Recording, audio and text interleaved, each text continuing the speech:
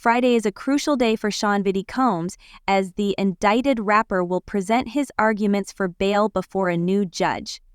But what will the prosecution have to say about this? Today we'll preview both sides and what we can expect with Dina Dell. Welcome to the Sidebar presented by Law and Crime. I'm Jesse Weber.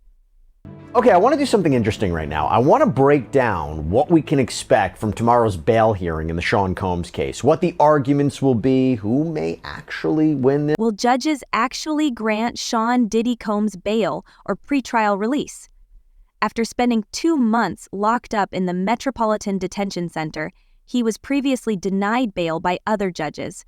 But will the current judge, Arun Subramanian, have a different stance? A bail approval would be a significant victory for the former music mogul, who is facing federal charges related to sex trafficking, racketeering, and prostitution. To help break down the potential arguments and what we can expect, I'll be referring to prior filings from both the prosecution and defense. I want to bring on attorney Dina Dell, who is joining us here in studio. Dina, good to see you. Thanks for coming here on set. It's great to be here with you. So a lot of things I want to get to. The first one I want to start with is actually something that happened the other day. So Judge Subramanian said this week, and I thought it was so noteworthy, that there was this hearing regarding whether the prosecution illegally obtained attorney-privileged material from Sean Combs' jail cell is an issue that will be addressed at the end of that hearing. Judge Subramanian seemed to warn the prosecutors that they need to be prepared to distinguish Sean Combs' case from the case. Mike Jeff, the former CEO of Abercrombie & Fitch, was recently arrested and indicted on sex trafficking charges in the Eastern District of New York, another federal court. This came after Sean Combs' own arrest. Jeff is accused of running an international sex trafficking ring where young men were coerced into sex acts using force, fraud, and coercion. Charges very similar to those Combs faces. However, in Jeff's case, he was granted bail with a $10 million package that included home detention and GPS monitoring. In contrast, Combs has proposed a $50 million bail package, offering home confinement, 24/7 monitoring by private security, and visitor logs provided to the court, along with no phone or internet use. Given these two cases, the judge has asked the prosecutor to be prepared to distinguish between them. What do you think? Well, that certainly gives Combs his best argument for being granted bail. For getting out on bail, because as you said, their charges are very similar. Their wealth is similar, what they're able to do in order of providing the 24-hour security, all of these assurances that Diddy's lawyer is saying that they're going to do to the court. Essentially, this is how the other CEO got out on bail, and the prosecution's arguments will focus on how the cases are different. They'll revisit many of the same points raised during the initial bail hearing when it was denied. One key argument is that Combs remains a continuing threat, even with 24-hour security.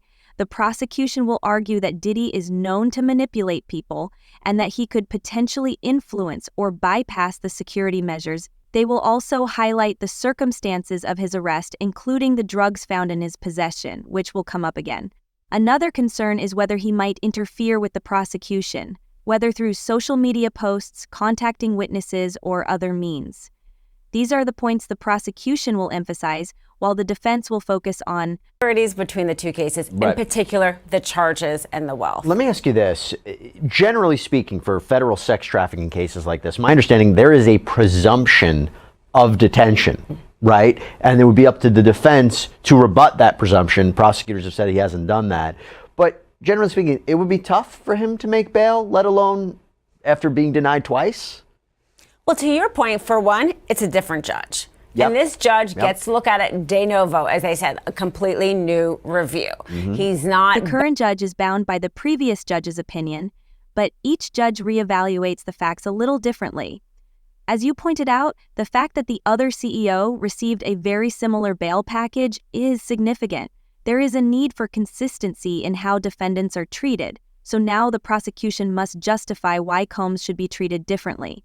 This is something they didn't have to do the first time around, and they may struggle to make that case this time. This week, we'll get into that in a second about what they're alleging, but one of the events that I think is going to come up, one of the events that prosecutors have highlighted before to suggest that Sean Combs is a danger, that he can't be out on bail, a serious factor in a bail analysis, by the way, how much you are a danger to society.